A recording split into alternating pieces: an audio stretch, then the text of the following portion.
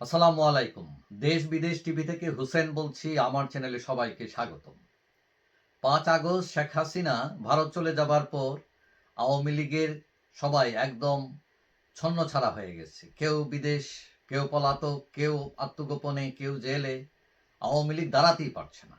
প্রথম আমরা দেখলাম যে টুঙ্গিপাড়া, গোপালগঞ্জে একটি বড় ঘাঁটি আওয়ামী লীগের, সেখানে অনেক প্রতিবাদ হয়েছিল এবং তারা আর্মির গাড়ি পর্যন্ত জ্বালিয়ে দিয়েছিল।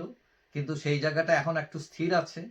কিন্তু এরপরে দেখলাম আমরা কয়েকদিন আগে গাজীপুরেও মোজাম্মেল হকের, প্রাক্তন মন্ত্রী মোজাম্মেল হকের বাড়ি হামলাতে পাল্টা হামলা করে বসলো আওয়ামী লীগ এবং সেখানে ১৪ জন আহত করে ফেলে এবং ৭ জনকে তারা হাসপাতাল পাঠায়। এখন এটার পর সরকারের মাথা খারাপ। এখন তারা একটা অপারেশন নেমেছে, স্বরাষ্ট্র মন্ত্রণালয় নাম দিয়েছে যে devil hunt, operation devil hunt, অর্থাৎ শয়তান ধরার অভিযান।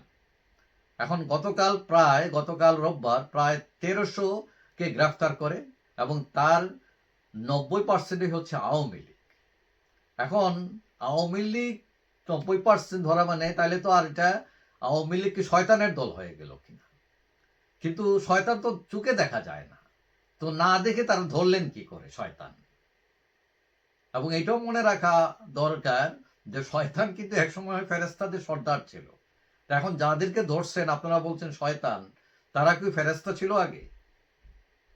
এবং আমরা জানি যে মানুষকে শয়তান বলাটা বারণ করা আছে, কিন্তু তারা কেন এটার নাম শয়তান ধরার অভিযান দিলেন, এইটা মানে আমার কাছে বোধগম্য মনে হচ্ছে না।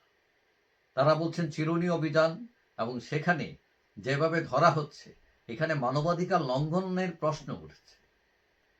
এখন এটাকে শয়তান নিধন করতেছেন নাকি আওয়ামী লীগ নিধন করতেছেন?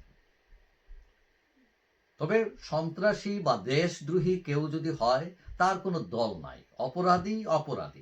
অপরাধী হলে ধরেন, কোনো সমস্যা নাই, কিন্তু আইনের প্রয়োগ যাতে উদ্দেশ্য প্রণোদিত না হয়। আমরা এর আগে দেখছি এবং শেখ হাসিনার আমলেও দেখেছি, অতি উৎসাহী কিছু পুলিশ আছে যারা আইন অমান্য করে নিজের পারফরমেন্স সরকারের পক্ষে দেখানোর জন্য উঠে পড়ে লেগে যায়, আইনকে অমান্য করে, এবং এরা কিন্তু শেখ হাসিনা সরকারকেও পতন ঘটাইছে তারা, এবং তাদেরকে কেউ কেউ এখন এই সরকার ধরতেছে।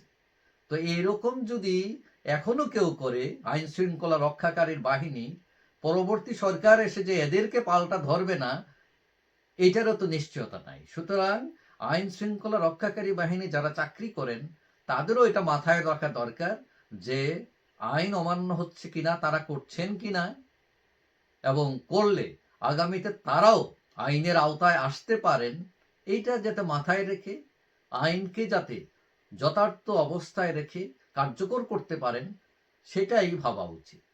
যাই হোক, সবাই ভালো থাকবেন। আশা করি দেখা হবে অন্য কোনো ভিডিওতে, ইনশাআল্লাহ।